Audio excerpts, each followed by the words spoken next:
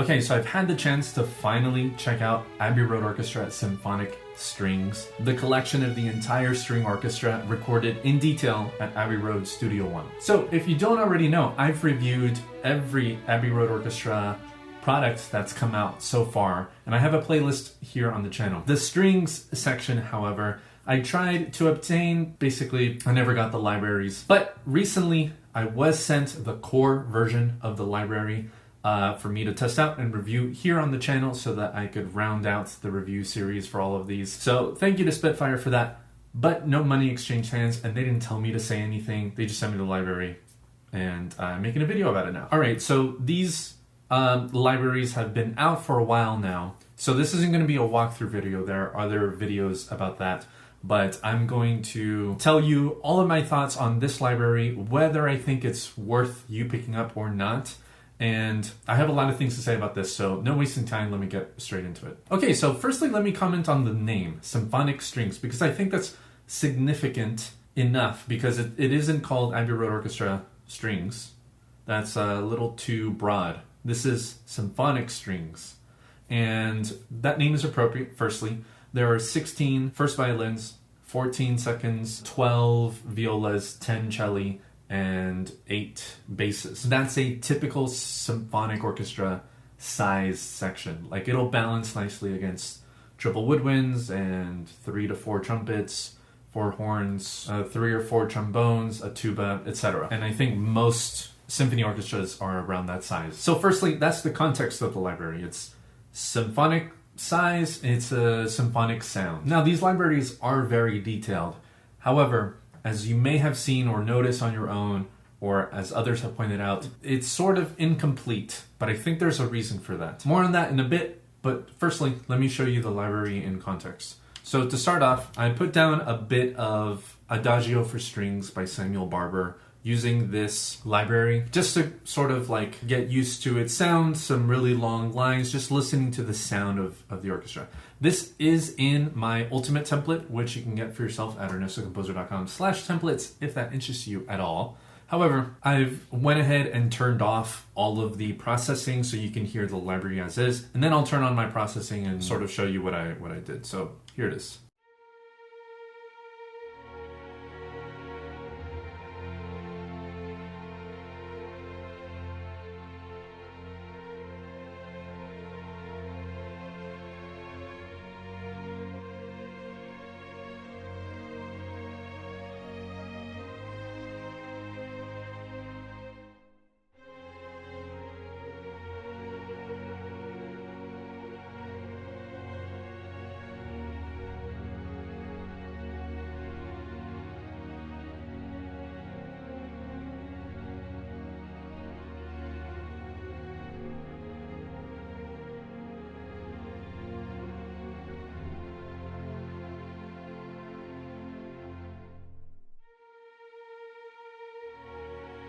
So firstly, I think that sound, if you imagine a symphony orchestra recording this, that just is a lush, wonderful representation of the stereo field, frankly. All of these are using Mix 1. Now, Spitfire sent me the core version of the library, which only includes the sound of Mix 1 for every single subsection. However, in the latest, winter sale, I picked up the pro version of a few of these because I just thought they were a great price, and I was planning on upgrading them in the future at some time. So I picked up second violins pro, cellos pro, and basses pro. I didn't get the violas and first violins because picking up those two libraries would have been reaching above the budget that I wanted to allot for buying new libraries. And also, I don't think I even would have the space for those libraries on my sample drive. I'm gonna have to get like a 4 terabyte drive now. I have a 2 terabyte, and I have like 100 gigabytes left of storage in there. So that brings up a few differences between the core and pro version. So like I mentioned, first violins, this is core version. I have no control of the mixing, but for the second violins, I have the pro version, which means I have all of these microphones that I can use. And I love having all of these options. I won't complain about that. There are a lot of options, which means that these libraries just are huge because it's every articulation, but duplicated across every single mix and every single fader, basically. And that's why these libraries are so massive. That also introduces a few things with the performance legato technique here. Unlike first violins, which just is performance legato, second violins here have the extended edition that introduces a few different sounds when it comes to the start of every note. It can be a regular note, an accented note, or a gradual swell into the note, and we'll get into that in a little bit. But also transitions from one note to the other, which I actually didn't know when I picked up the Pro libraries. I was reading through the manual and came across them, and I was like, oh, that changes some of my thoughts. So just so you know, the playback will be slightly different between the Pro and the Core versions. Not dramatically so, but significant enough. Okay, now let me play all of that for you again through my processing.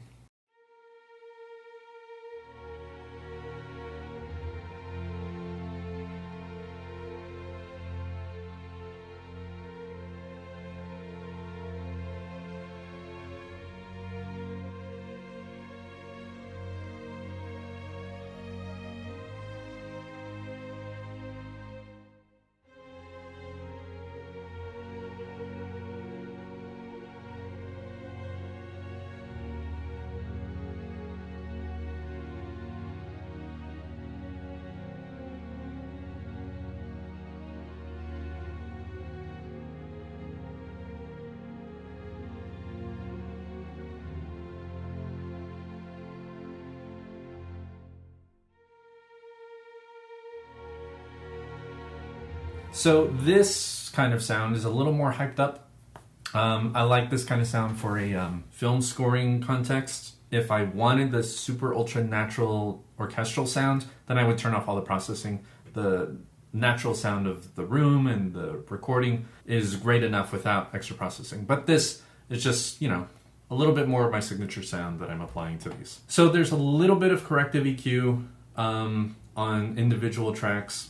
And then the bus, which all of these are routed to, has a 3-channel EQ on it, tiny bit of compression in the lows and in the highs, just so that if those get too loud, it doesn't peak, and just a little bit of a tail of a reverb that I like to use. Okay, so that's a broad sounding depiction of the library, but let's choose something now with a little bit more movement to it. I started putting into the DAW an excerpt of a piece that my teacher had written called String Theory. Now, String Theory was written by Bruce Broughton. Bruce is a film and television composer, and he has been for many decades, and he's also a concert composer. And while he was teaching film scoring at the University of Southern California, he found that a lot of his students just didn't know what the string section sounded like in different combinations. They were sort of flying blind. So Bruce wrote a sort of educational piece that is a theme and variations, and each variation is a different either pairing of strings or technique in the strings or anything like that. So the first variation are just the violins together, first and seconds. And then the next variation are just the violas. And then the next one is violins and violas in unison.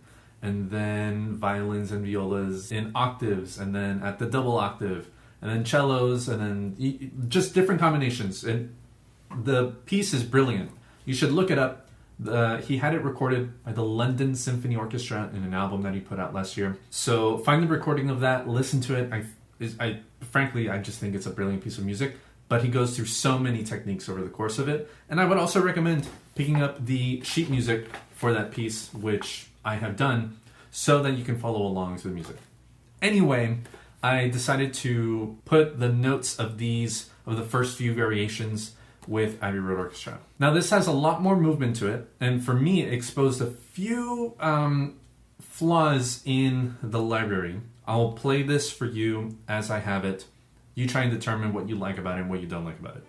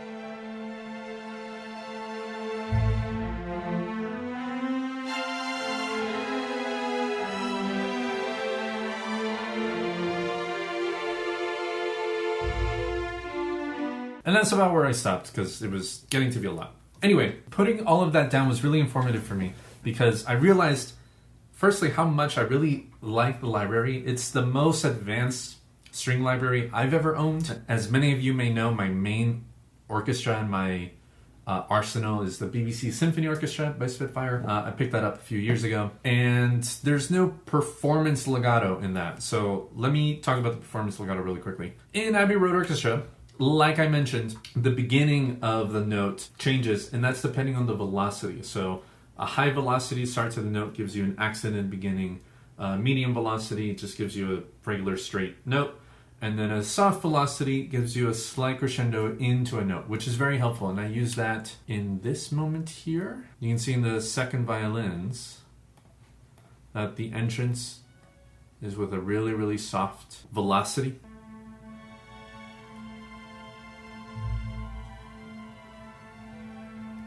So that's really nice. I appreciate that. However, transitions from one note to the next are also different in the extended versions. So in the extended performance legatos, velocity again makes a difference from the transition of one note to the other. If it's a medium velocity, it's just a fingered transition. So imagine you're bowing a note, just pressing a finger down to the next note up, for example, is that transition. If it's a soft velocity, you'll start to trigger the portamento technique, which is when there's a glissando from one note to the next, which can be a really cool effect. I don't like when people use it all the time though, it just gets too soupy. I don't know, it's meant to be an effect. So use it sparingly, I would say. And that changes on how soft it is. So the softest velocity, like a velocity of 1, gives you the most amount, and a velocity of 10 gives you just a little bit, so it blends together a bit. And then if you trigger a MIDI note at a high velocity in a transition, that'll trigger a détaché transition or a bowed transition. So it's moving from one part to the next, which when I discovered, really, I was like, oh snap, this is exactly what I was looking for. Because whenever I was inputting notes like these, I would always just think, man, it sounds different when you're starting the beginning of a slur to when notes are slurred from one to the next, which is when they're most connected or fingered. Usually in string writing, slurred notes are all fingered together with one bow stroke, and the beginning of a new slur is either a bow change or a string change or something like that. So I tried to take advantage of that with the patches that I have. See if you can tell with the cello here.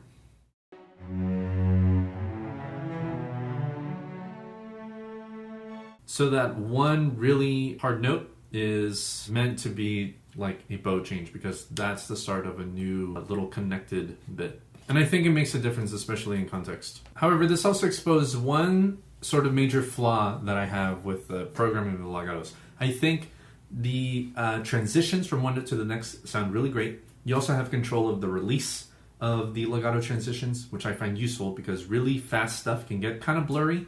You can turn the release down and that'll make everything a little bit more clear if there are fast notes happening. And the programming, the scripting, all of that is really fast, and you can hear all of that in real time as you're playing. I wish there was a rebow or portato function that you could access or at least be triggered if there are multiple of the same note in succession. There are, especially in the beginning of this, many moments when the violins have the same note again, dee-dee, and I wish there was a way to articulate the beginning of the second note. That's like the biggest thing that's missing.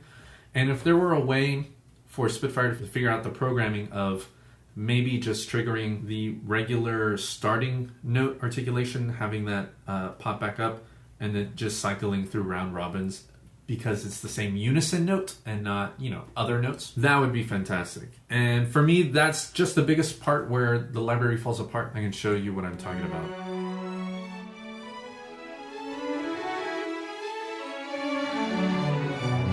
Whenever those moments appear, it just feels like a skip in the programming, and that would make me want to avoid multiple notes in succession while playing legato. It's just a rebow. There are other sample library makers, for example, that have figured this out. There's one where you can you know, hold the patch down, for example, and whenever you press the pedal, that triggers a rebow sound. I don't know if the pedaling should be attached to it, but restrike, or just if the two MIDI notes are touching each other, it should be triggered. I don't know, something like that. Otherwise, I think the sound of the library is very natural. All of the legato movements, the shorts, there are a variety of shorts here. Spiccato, spiccatissimo, staccato, and marcato. Spiccato, I mean, that technique is when you bounce the bow off of a string. Spiccatissimo, I had never really heard of. It's just basically a much shorter version of that. In my head, I pictured these all as staccato, or at least these three as staccato. They're just different lengths of staccato, and they can help you depending on what the tempo is. So if it's a slower tempo, the staccato, which is sort of the longer one, would be really great. If the tempo is really fast, spiccatissimo will sound natural in a bowed run, for example. Let me talk briefly about some of my processing, because I had seen some criticism online that a lot of people feel that this library sounds really synthy. And I also occasionally would get that impression, but I think there's a couple reasons why I might give that off. Firstly, the natural sound of mix 1 is very bright, and the brighter harmonics of a sound can come out depending on how it's mic'd, the room, what frequencies resonate stronger than others. Just a microphone position moved a few inches left or right will drastically change the sound, or it can drastically change the sound. So I found the cellos a little too bright for my liking. Like, there were too many harmonics in the high end of the spectrum, which, like old school synth string sounds, was sort of the case. They were pretty bright. The violins I found to have just a few like harsher frequencies that were accentuated to them. So in my corrective EQ, I just sort of tamed some of those frequencies a little bit. So the cellos, as a result, sound a little duller because I've reduced the sound of the high frequencies. So let me show you what I'm talking about. Let's play a section, then I'll turn the EQ on and off.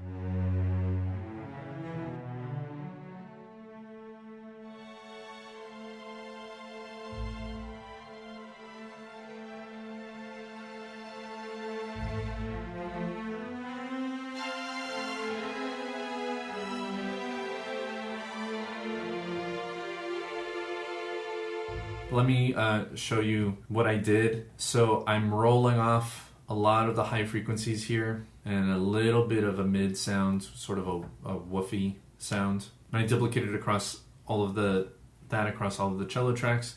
And then in the violins, I'm reducing a little bit, sort of the 5K range, a little bit of 15K here. Again, just to sort of smooth out those harsher frequencies. And in the bus, I'm boosting the highs a little bit, so this sort of like tames that just a little bit. Also on the bus, I have some multiband compression, so a band up here to sort of smooth out those higher frequencies if they get too loud, and the low frequencies if those get too active. Okay, the last example I want to show you is a mock-up of Marion's theme by John Williams. If you've been following the Abbey Road Orchestra review series I've been doing here, you know that I've been replacing the instruments of the mock-up that I had made with BBC Symphony Orchestra, which is up on my channel if you want to check out what that sounds like. I wanted to see what it would sound like applying all of these sounds to that MIDI. So as these are coming out, I'm slowly replacing all of the instruments with Abbey Road Orchestra. So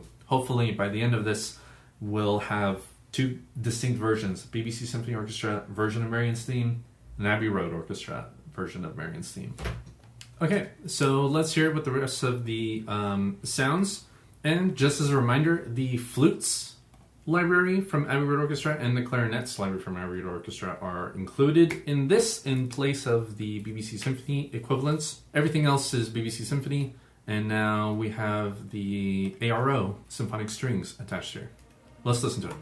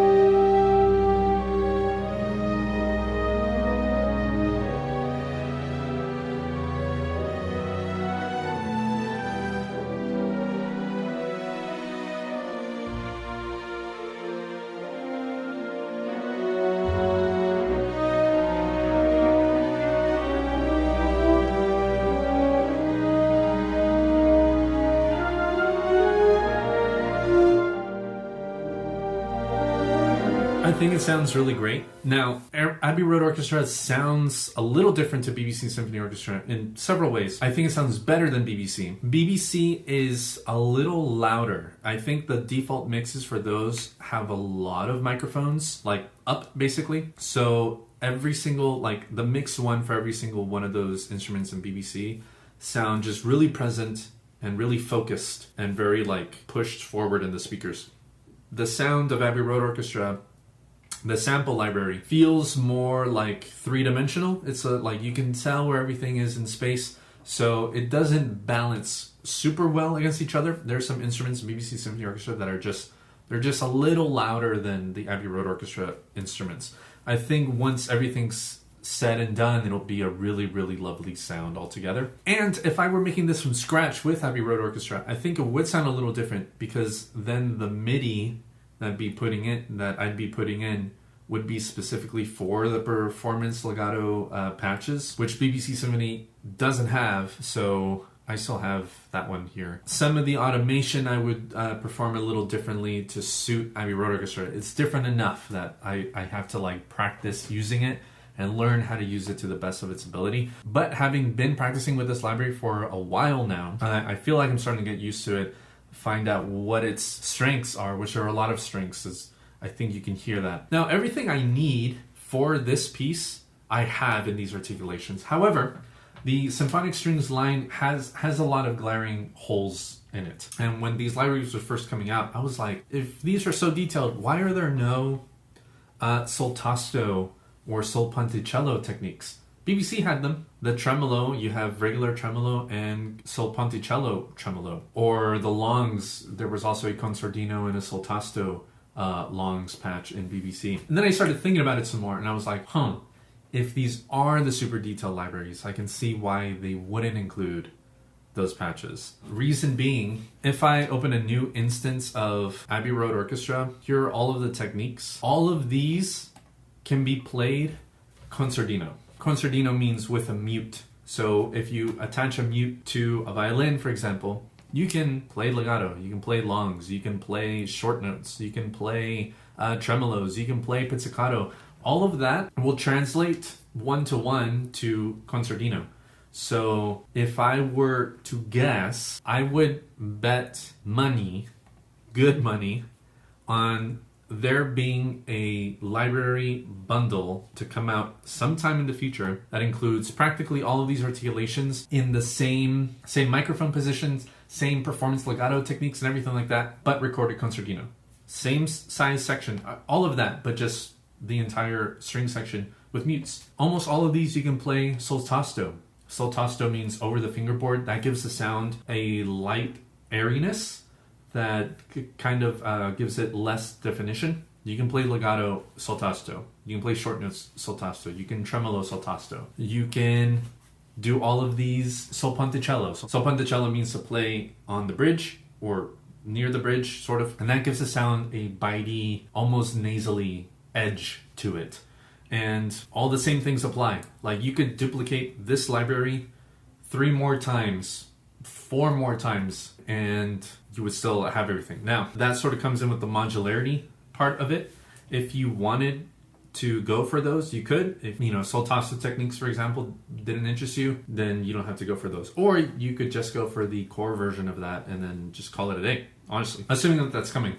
Now, this isn't unprecedented. There's another sample library maker that does something similar. So this is Berlin Strings by Orchestral Tools. They sell a bundle with all Berlin Strings sections that they've done, which includes their regular Berlin Strings, symphonic strings, concertino strings, solo strings, special bows, first chairs, and string sound effects. I anticipate that something similar is going to be coming from the Abbey Road Orchestra line. Concertino, special bows like sol tasto and sol ponticello, Abbey Road Orchestra solo strings, or maybe leaders or first chairs or something like that, which BBC Symphony Orchestra has. That isn't included here. It'd be great to have a grid version of a sound effects library, something with 8 tonal like clusters and glissandos and rips and knocking effects on the body of the instrument or tapping with pencils, like just really cool techniques like that would be helpful in a scoring context. I can see that coming in the future as well.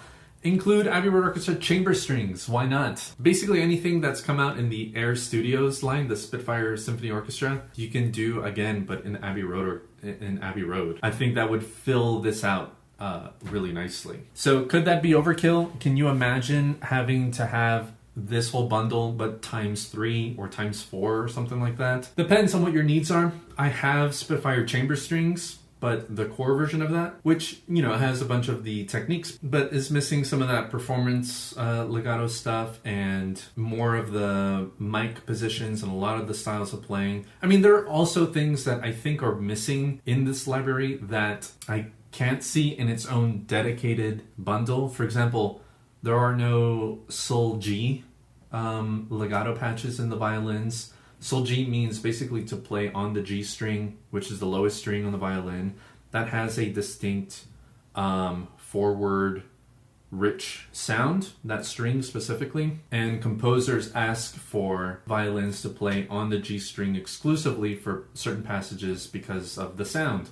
And Spitfire chamber strings has that. I think even Spitfire Symphonic Strings has that as well. But why not Abbey Road? I just don't know where it would fit. Would it be in the special bowing techniques category maybe?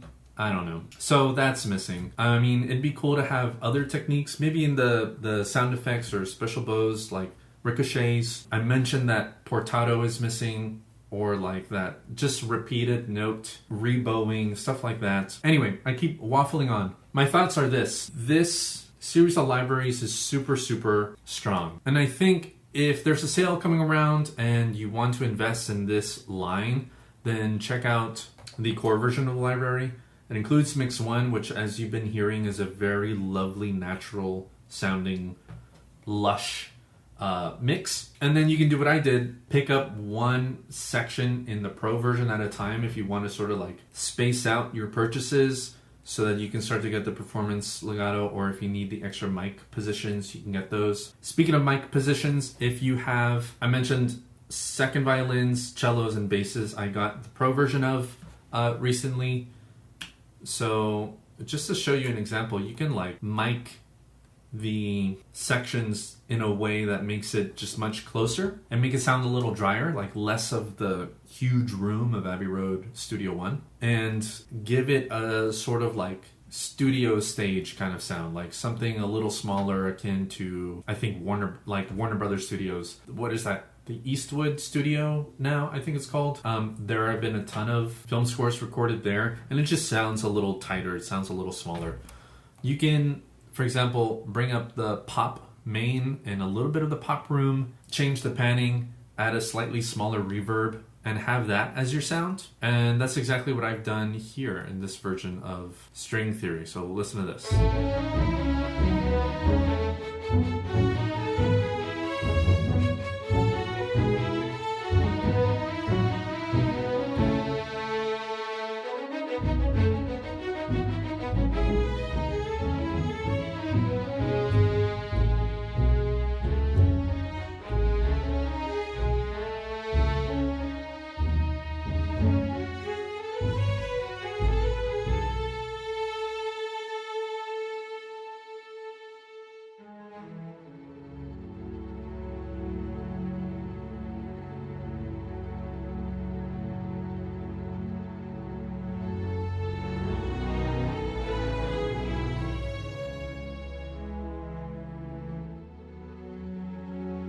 Anyway, you get the idea. I would probably spend more time massaging the EQ for some of these. The different miking exposes just some different frequencies that I might want to tame and play around with the reverb a little bit more, or different mic positions, stuff like that. I love the flexibility that all the mic positions introduces when you go for those Pro versions. So you can get a tighter, more compressed like sound if that's what you need. I like the big, spacious, more wet sound of Mix 1, which gives you a great representation of the room.